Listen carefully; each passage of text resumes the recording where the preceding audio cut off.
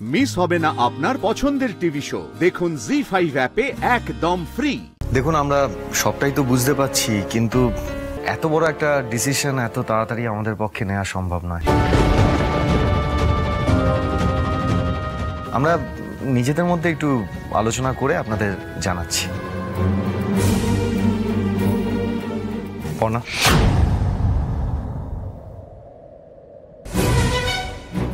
পর্ণা, তুমি ওদেরকে এসব কি বলছো?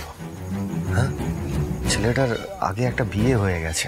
তুমি একবার ভাবো, ছেলেটা বিবাহিত, সেখানে একটা দুজবরের সাথে তুমি পুটির বিয়ে দেবে?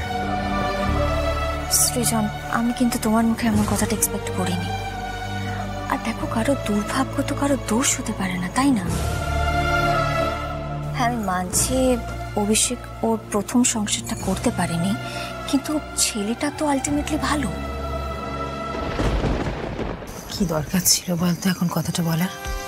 বিয়ের আগে বললেও তো হতো, বল। না, এই নিয়ে আমি কথা বাড়াতে চাই না। তুমি তো জানো আমি এক কথার মানুষ। আমার যেটা ঠিক মনে হয়েছে আমি বলে দিয়েছি। এরপরে ওনারা ডিসাইড করুক না, ওনারা যা সিদ্ধান্ত নেবে আমি মাথা পেতে নেব। সৃজনদা, আমিও কিন্তু পর্ণার সঙ্গে একমত। অভিষেকের মধ্যে কিন্তু কোনো ছলছাতুরি নেই, সৎ ছেলে, আর সুবিধাবাদীও নয়। একদমই তাই। তুমি ভেবে দেখো সৃজন, ও যে পুটিকে পছন্দ করে এই কথাটা তো আমাদেরকে আগেও বলতে পারতো। যখন আমাদের ওর হেল্পের দরকার ছিল তখন এটা বলে আমাদেরকে কনভিন্স করতে পারতো। ও কিন্তু সে কাজটা করেনি। এমনকি তোমাকে ছেড়ে দিয়ে ও পুটির চোখে ভালো মানুষও সাজতে পারতো, সেটাও কিন্তু ও করেনি। দেখো, ডিউটির জায়গায় ডিউটি রেখেছে আর ইমোশনের জায়গায় ইমোশন রেখেছে। সব থেকে বড় কথা, ও কিন্তু আমাদের থেকে কিছু লুকোয়নি, সত্যিটা নিজের মুখে স্বীকার করেছে। সৃজন, আমার কিন্তু মনে হয় না যে পুটির জন্য এর থেকে ভালো উপযুক্ত পাত্র আমরা পাবো বলে। তবে হ্যাঁ, আমাদের একবার আগে পুটির সাথে এটা নিয়ে কথা বলতে হবে। হ্যাঁ পর্ণা, তুই আর সৃজনদা যা, পুটির সঙ্গে কি কথা বল, আমি আর মা এই দিকটা দেখছি। মা, একটু আসবেন? হ্যাঁ হ্যাঁ, নিশ্চয়, বসুন। হ্যাঁ, চল। তোকে কিন্তু আমরা কেউ জোর করব না। তুই শুধু তোর মনের কথাগুলো আমাদের খুলে বল। তুই কি ভাবছিস, তোর মনের মধ্যে কি চলছে?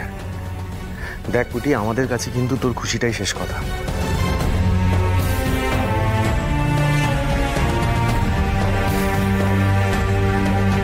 তোমাদের কি মত?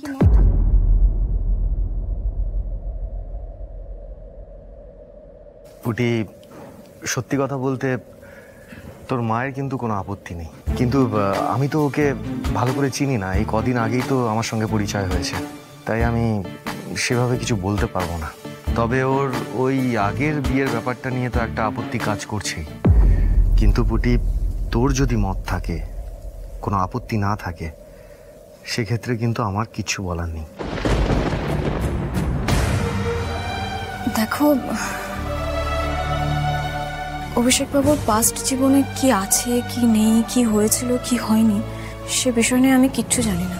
তবে মানুষটাকে আমি যেটুকু দেখেছি, যেটুকু চিনেছি, বুঝেছি, মানুষ হিসেবে আমার ওনাকে ভালোই লেগেছে। আর উনি যদি ওনার অতীত জীবনটাকে কাটিয়ে আমার সাথে নতুন করে জীবন শুরু করতে চায়, তাতে আমার কোনো আপত্তি নেই। জি5 ডাউনলোড করুন আর সব এপিসোড দেখুন একদম ফ্রি।